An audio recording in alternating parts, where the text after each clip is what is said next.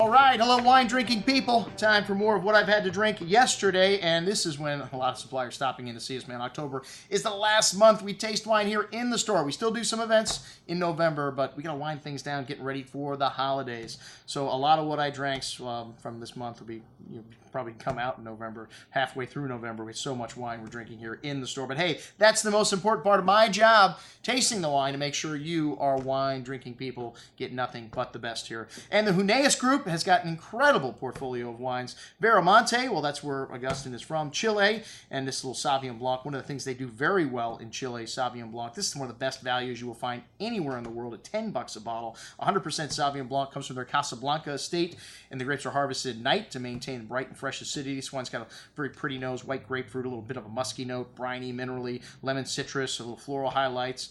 Rather light bouquet and light and pleasant on the palate. Hey, this wine's $10, man, but very refreshing, little briny note, leaving the tongue salivating for food. Really good little value at $10.50. The Ritual Pinot Noir, James Suckling, 94 points. Are you kidding me? This is always a nice little wine, but you know, I hate the fact that they don't rate Pinot Noir highly. You know, you rarely see one get over, 90 points because they're light in color. This wine is delicious, but 94 points, man. It's a very good little wine. It has a bit of a smoky, roasted character to the light red berry fruit, wild strawberry, a bit of that Chilean earthiness, that herbaceousness you get.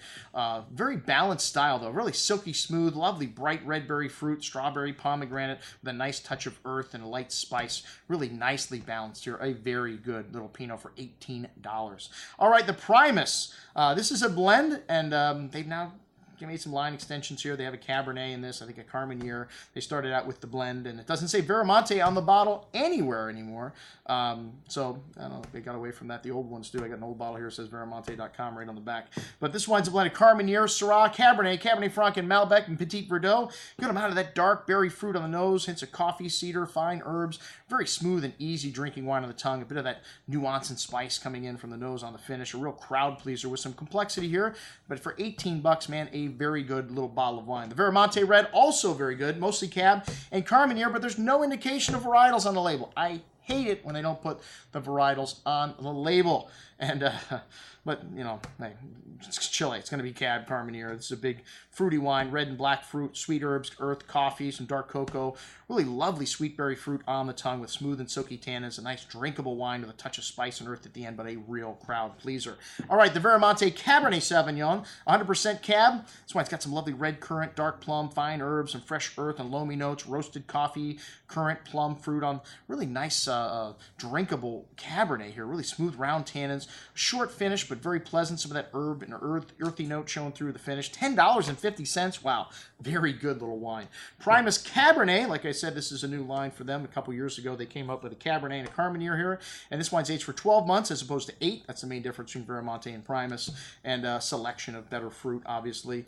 And a good amount of peppery spice to this one. Some roasted coffee notes, dark currant, fresh plowed earth, and some herbs here. Good amount of peppery spice here, too, on the finish. Some rich currant, dark cherry fruit, hints of coffee and spice. A very good little wine. At $18, you cannot find a better value than you get from Chile and Argentina if you like Bordeaux varietals. Hey, the Neyen, they're also making wine at a very high level. I didn't like this one as much as the last vintage. What is this, 2010?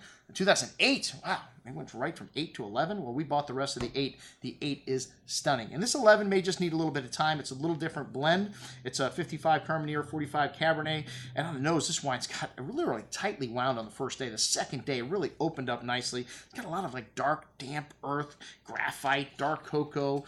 Good amount of dark berry fruit here. This is a really rich wine. Big and chewy on the tongue. Like I said, it needs a day to open up. Good hand of dark berry fruit, firm tannins, and a host of that dark earth, espresso, bittersweet chocolate notes coming from the nose through the finish. This wine needs some time, some chalky tannins at the end, that peppery spice, and really nice, though. It has a lot of everything, and in proportion, it just needs time. Most excellent juice. One of my favorite wines from Chile now, and $50. I mean, their top-level wines, their iconic wines, are just $50 to $100. You have to really try hard to find something over $100 from Chile today. That's why we love Chile. Value. You get more for your money if you like big reds. All right, that's what we had to drink with our friends from the Hunneus group. I'm your host, Andrew Lampasoni, signing off for the Wine Watch, saying remember, always drink the good stuff first.